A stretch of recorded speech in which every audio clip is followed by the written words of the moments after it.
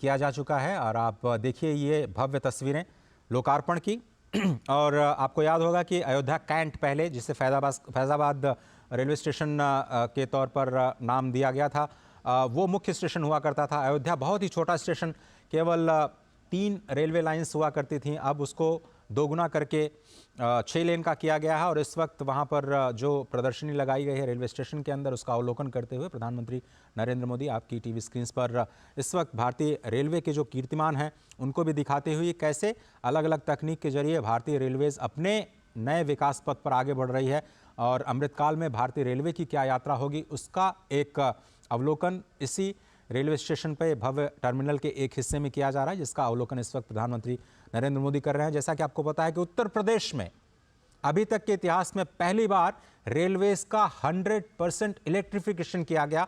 इन सभी कीर्तिमानों की जानकारी प्रधानमंत्री को दी जा रही है और कैसे नए कोचेस का निर्माण किया गया है। आपको याद होगा कि काशी जब भी जाते हैं प्रधानमंत्री नरेंद्र मोदी DLW जो डीजल लोकोमोटिव वर्कशॉप है वहां पर रुकते हैं। वो एक बहुत ही प्राचीन संस्थान है इंजन निर्माण का, जो कि स्वयं काशी की धरती पर विद्यमान है। रायबरेली का जो कोच फैक्ट्री है उससे भी आप परिचित होंगे, जिसको फिर से रिवाइव करने का प्रयास इस सरकार के दौरान किया गया और वहाँ बड़े पैमाने पर इन्वेस्टमेंट किया गया। रेलवेज का इलेक्ट्रिफिकेशन 100% इलेक्ट्रिफिकेशन किया जा चुका है। चौड़ीकरण का काम भी उत्तर प्रदेश में जो ब्रॉड गेज बनाने का काम है, ब्रॉड गेज के कंप्लीट इलेक्ट्रिफिकेशन का कार्य किया जा चुका है और रेलवे स्टेशन का जो मॉडल है वो देख रहे हैं, क्योंकि पहला चरण जो है वो आज लोकार्पण किया गया। अभी इसके दूसरे चरण में इसको विस्तार दिया जाएगा, 5 गुना विस्तार, क्योंकि उम्मीद यह की जा रही है कि जैसे काशी कॉरिडोर के बनने के बाद, महाकाल कॉरिडोर बनने के बाद वहां पर आने वाले लोगों की, तीर्थयात्रियों की संख्या में, पर्यटकों की संख्या में भारी वृद्धि हुई। 13 करोड़ का आंकड़ा अभी हाल ही में काशी के कॉरिडोर के बनने के बाद आया है। अयोध्या में भी उसी तर्ज पर देश विदेश से पर्यटकों के आने का सिलसिला लगातार बढ़ेगा। उसको संभालने के लिए इस क्षमता का विस्तार किया जाना है। तो दूसरे चरण में इसकी जो क्षमता है रेलवे स्टेशन की, उसको 5 गुना विस्तार देने की जो तैयारी है, उसमें नई रेलवे लाइंस का निर्माण और नई ट्रेन्स के परिचालन की जो व्यवस्था है वो भी की जाएगी। 8 ट्रेन्स का आज लोकार्पण भी किया जाएगा हरी झंडी के जरिए। वंदे भारत और अमृत ट्रेन्स का एक साथ जुड़ाव, देश के अलग अलग कोने से अयोध्या को जोड़ने की जो आज परिकल्पना है वो आज ज़मीन पर आते हुए इस प्रथम चरण में आपको दिखाई देगी। और इस वक्त जो स्थानीय सांसद हैं, उप मुख्यमंत्री, मुख्यमंत्री और रेलवे मंत्री श्री अश्विनी वैष्णव के साथ इस रेल परियोजना के उस मॉडल का अवलोकन करते हुए और अश्विनी वैष्णव जी समझाते हुए कि किस तरह से इसका निर्माण किया गया है और कैसे अत्याधुनिक तकनीक का इस्तेमाल करते हुए इस नए टर्मिनल को बिल्कुल ग्रीन टर्मिनल के तौर पर विकसित किया गया है। कई सारे फेजेस में इसको, और स्पेस का यूटिलाइजेशन बहुत ही ज़बरदस्त, क्योंकि जगह बहुत कम थी वहाँ पर। चौड़ीकरण किया जाना था, 3 लेन को अगर 6 लेन किया जाना है तो पहले तो आपको पटरी बिछाने के लिए ही आपको विस्तार करना पड़ेगा। और उसके बाद जो टर्मिनल के लिए या स्टेशन के लिए जगह बचती है उसमें आप कैसे मल्टी स्टोरीड बिल्डिंग का निर्माण करते हैं, प्रतीक्षालय के लिए, फूड प्लाजा के लिए, लोगों के ठहरने के लिए, दुकानों के लिए, और कैसे एक रीडेवलपमेंट करते हैं आदर्श स्टेशन के रूप में अयोध्या धाम को। ये एक नई तस्वीर पूरी दुनिया के सामने ये है कि एयरपोर्ट की तरह आपको सभी सुविधाओं से लैस ये नया अयोध्या धाम का टर्मिनल, जिसका लोकार्पण प्रधानमंत्री के हाथों द्वारा, मुख्यमंत्री योगी आदित्यनाथ के हाथों द्वारा किया जा चुका है। अश्विनी मिश्र हमारे साथ जुड़ रहे हैं। अश्विनी, ये जो नया रेलवे स्टेशन बना है उसके बाद क्या कुछ तस्वीर बदलेगी और कैसे 1 से 1.5 लाख लोगों को संभाल पाएगी अयोध्या? अश्विनी या फिर परिसर है जी। और ये सबसे बड़ी विडंबना थी अजय, यहाँ कहना बेहद प्रासंगिक होगा कि फैजाबाद जंक्शन मेन जंक्शन होता था, अयोध्या हाल्ट होता था, अयोध्या सेकेंडरी जंक्शन होता था। आज अयोध्या धाम जंक्शन पूरे अयोध्या जिले का सबसे सुव्यवस्थित और सबसे सुंदर जंक्शन बन चुका है। और सबसे बड़ी बात यह है कि आज यहाँ वंदे भारत और अमृत भारत ट्रेनों का यहाँ से परिचालन किया जा रहा है, जो कि इस पूरे क्षेत्र के लिए सौगात होगा। देश को और दुनिया को यहाँ से आने वाले पर्यटकों को नई अनुभूति प्रदान करेगा। ये पूरा का पूरा विस्तारित नया मॉडल भगवान श्री राम को समर्पित ही है। भगवान श्री राम के मंदिर से समर्पित जो वास्तु है उसी का उपयोग करते हुए इसको बनाया गया है, लेकिन इसमें आध्यात्म के साथ साथ आधुनिकता का अद्भुत समन्वय है। जबरदस्त लॉन्च बनाए गए हैं, एयरपोर्ट जैसी पूरी की पूरी फील आती है। प्रथम चरण का ये काम निश्चित अभी कंप्लीट किया गया है। इसे भव्य तरीके से आज प्रधानमंत्री नरेंद्र मोदी ने इसे लोकार्पित किया है, राष्ट्र को समर्पित किया है, राम भक्तों को समर्पित किया है, देशवासियों को समर्पित किया है। और सबसे बड़ी बात अगर देखें तो ये अयोध्या धाम जो जंक्शन होगा, ये अब आने वाले वर्षों में मुख्य अयोध्या धाम स्टेशन बन जाएगा। अयोध्या का जो कैंट स्टेशन है और जो अयोध्या से आगे अगर देखें, जो गोरखपुर से आएंगे लोग, वो रामघाट एक स्टेशन पड़ता है, वहां पर उस विस्तार किया जा रहा है। रामघाट स्टेशन से अलग अगर देखें तो अयोध्या स्टेशन, आसपास के दर्शन नगर स्टेशन, सारे गुप्तार घाट की तरफ जो स्टेशन पड़ता है, इन सारे स्टेशन का इस तरीके से विकास किया जा रहा है कि जो श्रद्धालु, क्योंकि अयोध्या के मुख्य भगवान श्री राम के मंदिर सही कहा आपने, धाम जी। जंक्शन की, तो आने वाले समय में पर्यटकों का, श्रद्धालुओं का जो दबाव होगा वो अलग अलग स्टेशन पर डेवलप किया जा सके।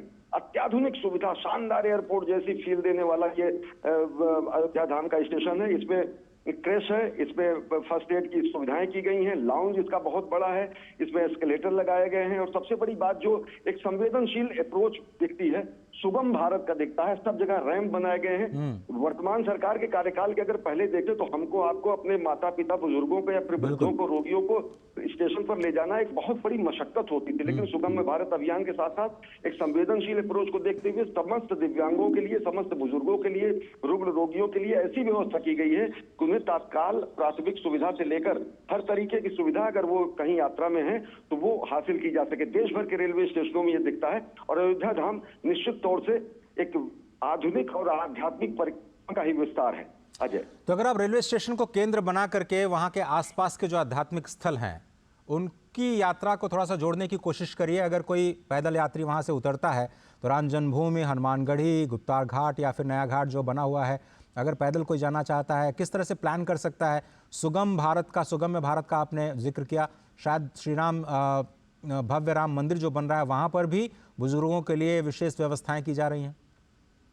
निश्चित तौर से ये पूरा का पूरा स्टेशन, वही जैसे मैं कह रहा हूं कि आधुनिकता और आध्यात्मिकता का संगम तो है ही, साथ ही साथ संवेदनशीलता का जबरदस्त उदाहरण है। क्योंकि एस्केलेटर्स, रैंप, दिव्यांगजनों के लिए अलग से जो है आने की व्यवस्था, और साथ ही साथ दूरी जो मैं बता रहा हूं तकरीबन 1 किलोमीटर से भी कम है। स्टेशन से निकलने के बाद सीधे राम पथ को पार करने के बाद राम जन्मभूमि पथ शुरू हो जाता है, सुग्रीव किला से होते हुए, और जहां से दिव्य भव्य भगवान श्री राम का नव्य ये विराजमान, जहां पर भगवान श्री राम की प्राण प्रतिष्ठा होगी रामलीला स्वरूप की, वो मंदिर दिखने लगता है। अयोध्या स्टेशन से जब आप मुख्य मार्ग पर आएंगे तो सीधे आपको साक्षात दर्शन होंगे भगवान श्री राम के मंदिर का, और राम जन्मभूमि पथ वहीं शुरू हो जाता है बिरला धर्मशाला से। नजदीक अगर पहुंचने का जो स्थान है तो अयोध्या धाम होगा। देखिए तो रामघाट की तरफ अगर गोरखपुर से लोग आ रहे हैं तो रामघाट स्टेशन को भी विस्तृत विस्तार दिया जा रहा है। फैजाबाद का जो पुराना जंक्शन है, जिसको अयोध्या कैंट जाना जाता है, अयोध्या कैंट का विस्तार तो है ही, जो कि शहरी सुविधाओं से पहले से ही लैस है। तो जयश्री जी, अब ये जो तस्वीरें देख रहे हैं हम, अब ये जो तस्वीरें देख रहे हैं वो है नए अमृत ट्रेन की। कहा जाता था वंदे भारत जो ट्रेन है वो बड़े लोगों के लिए है, पैसे वालों के लिए है, सामान्य लोगों के लिए कोई ट्रेन की व्यवस्था ये सरकार कर नहीं रही है। ये एक नई पहल। आपको याद होगा, अगर आपने जब पहले सफ़र किया होगा, जिसको जनरल बोगी कहा जाता था, घुसना बड़ा मुश्किल होता था। किसी ने रुमाल फेंक करके अगर कोई सीट हासिल कर ली तो चलिए उनका तो सफ़र किसी तरह से कट जाता था, लेकिन बहुत सारे लोगों को खड़े होकर के बिना किसी स्थान के, बिना किसी सुविधा के, सामान को लादे लादे आप बहुत ही मुश्किल से अपने गंतव्य तक जा पाते थे। ये अमृत ट्रेन के अंदर की तस्वीरें हैं। प्रधानमंत्री नरेंद्र मोदी हमेशा की तरह बच्चों के साथ संवाद करते हुए, कोई उन्हें कविताएं सुना रहा है, कोई उन्हें अपने लिखे हुए संस्मरण सुना रहा है, कोई चित्रों के माध्यम से उनका स्वागत कर रहा है। ऐसी तस्वीरें हम हमेशा प्रधानमंत्री के संपर्क यात्रा के दौरान देखते रहे हैं। मेट्रो कोचेस में ख़ास तौर पर जब वो सफ़र करते हैं तो ऐसी तस्वीरें हमें दिखाई देती हैं। लेकिन इस वक्त आप देखिए, बहुत ही अत्याधुनिक, ये बिल्कुल जनरल वार्ड का जो डिब्बा है उसको कैसे आधुनिक बनाया गया है, कैसे चार्जिंग की व्यवस्था, क्योंकि नए बदलते हुए माहौल में सभी लोग मोबाइल फ़ोन के ज़रिए कनेक्टेड रहना चाहते हैं।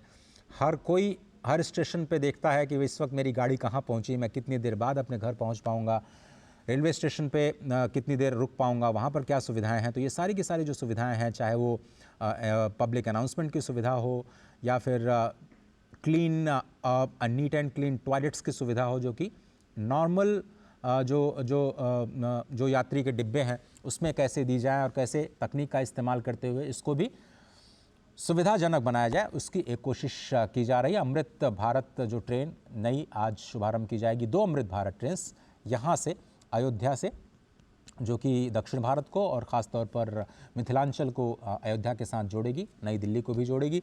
तो उसके साथ साथ जो 6 वंदे भारत ट्रेन हैं उसका भी आज शुभारंभ किया जाएगा, जिनका हॉल्ट अयोध्या धाम को बनाया गया है, स्पष्ट तौर पर इसी बात को ध्यान में रखते हुए कि जब रामलला विराजमान होंगे तो लाखों की संख्या में जो पर्यटक आएंगे उनको समायोजित करने के लिए बहुत सारे साधनों की ज़रूरत होगी। कुछ लोग ट्रेन से, कुछ लोग सड़क परिवहन से, कुछ लोग वायुयान के ज़रिए, कुछ लोग अपनी गाड़ी से, कुछ लोग बसों के ज़रिए, बहुत सारे यात्राओं के ज़रिए, बहुत सारे यात्रा के जो साधन हैं उनका इस्तेमाल करते हुए अयोध्या तक पहुंचना चाहेंगे।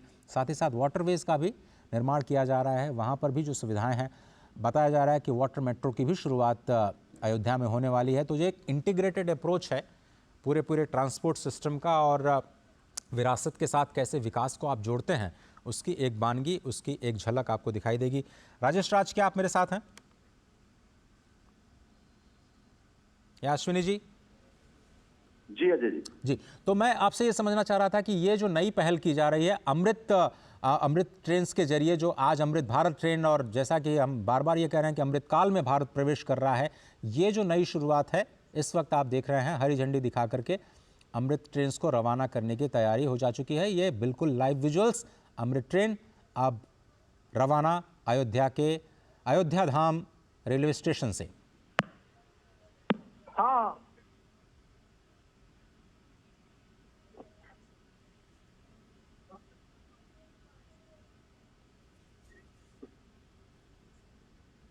करतल ध्वनियों के बीच मेक इन इंडिया पूरी तरह से भारत में बनी हुई, ये देखिए 6 वंदे भारत ट्रेन्स और 2 अमृत भारत ट्रेन्स, 8 ट्रेन्स का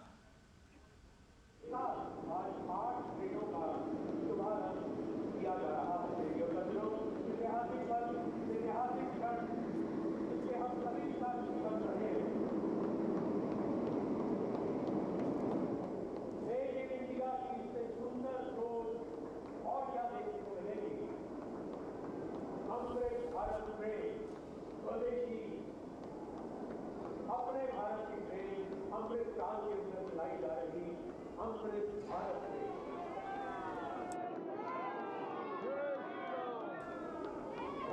देखते ही बन रहा है कि तमाम यात्रियों को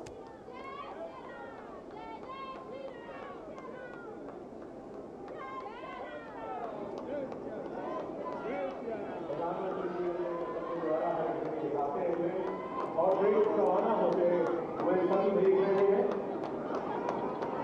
और माननीय प्रधानमंत्री के इस जाने ही देश भर से लेकर 8 ट्रेनें एक साथ शुरू हो रही हैं।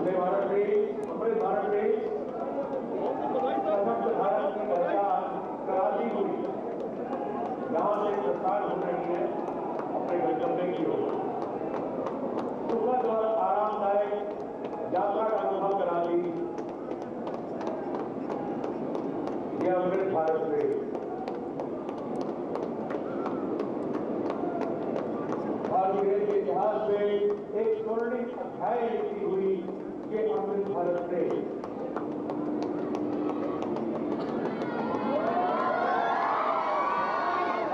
माननीय प्रधानमंत्री जी के उस सपने को एक इंडिया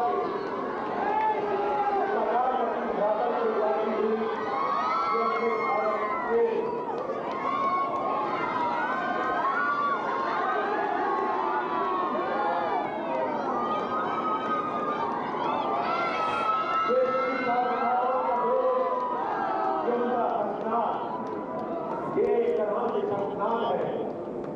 भारत की नई पहचान के लिए कि अब भारत को विश्व गुरु बनने से कोई नहीं रोक सकता।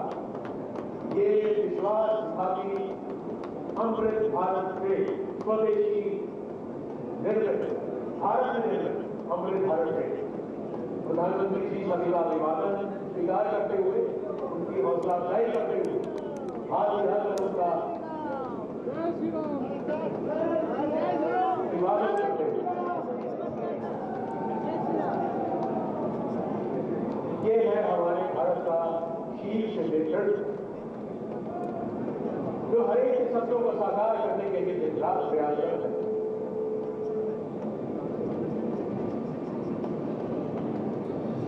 हम आभारी हैं, हृदय से आभारी हैं, आभार प्रकट करते हैं भारत के यशस्वी प्रधानमंत्री जी, जिनके आगमन में आज इस धरा पर इतिहास रचा है।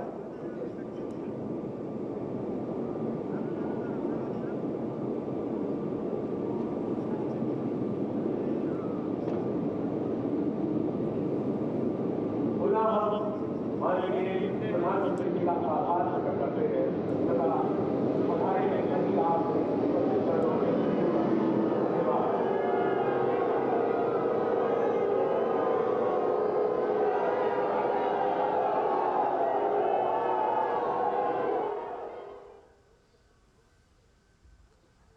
अयोध्या धाम में 8 ट्रेन्स की जो सौगात है वो मिल चुकी है। स्पष्ट तौर पर आपने देखा कि 6 वंदे भारत ट्रेन्स और 2 अमृत भारत ट्रेन्स उनको भारत को समर्पित किया गया।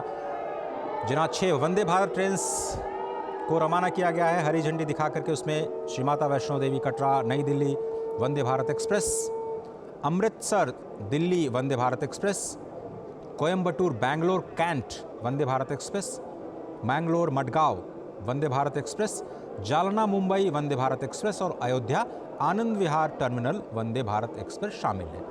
ये 6 वंदे भारत एक्सप्रेसेस और 2 अमृत ट्रेन्स जिनका अब से थोड़ी देर पहले लोकार्पण किया। राजेश राज हमारे साथ जुड़ रहे हैं। राजेश राज, एक बार फिर से पहले तो आप एयरपोर्ट जो रेलवे टर्मिनल बनाया गया है उसी की खासियत बताइए। कैसे 3 मंजिला इमारत का निर्माण किया गया, कैसी तकनीक का इस्तेमाल किया गया, कौन कौन सी सुविधाएं हैं वहां पर आम यात्रियों के लिए? देखिए, जो एयरपोर्ट पर जो सुविधाएं अजय बहाल की जाती हैं वो तमाम सुविधाएं वहां पर हैं। और जो 3 मंजिला 3 फ्लोर का पूरा इमारत तैयार किया गया है, जब उसके बीच के लॉबी में आप जब खड़े होंगे तो आपको साफ तौर पर दिखाई पड़ेगा कि आप एयरपोर्ट पर खड़े हैं। कोई रेलवे स्टेशन जैसा कोई शक्ल वहां दिखाई नहीं पड़ता है। जो गेट है वो गेट ठीक उसी अंदाज में बनाए गए हैं जो एयरपोर्ट पर बनाए जाते हैं। और गेट की नंबरिंग की गई है बाकायदा, 1 नंबर 2 नंबर 3 नंबर इस तरह से नंबरिंग की गई है। और बहुत खूबसूरत नक्काशी के साथ तमाम जो चीजें डिस्प्ले की गई हैं उस पर साफ तौर पर अंकित है कि फर्स्ट फ्लोर पर है, क्या है, ग्राउंड पे क्या है। हम एस्केलेटर बनाए गए हैं, बच्चों शिशुओं के देखभाल की व्यवस्था के लिए वहां पर बाकायदा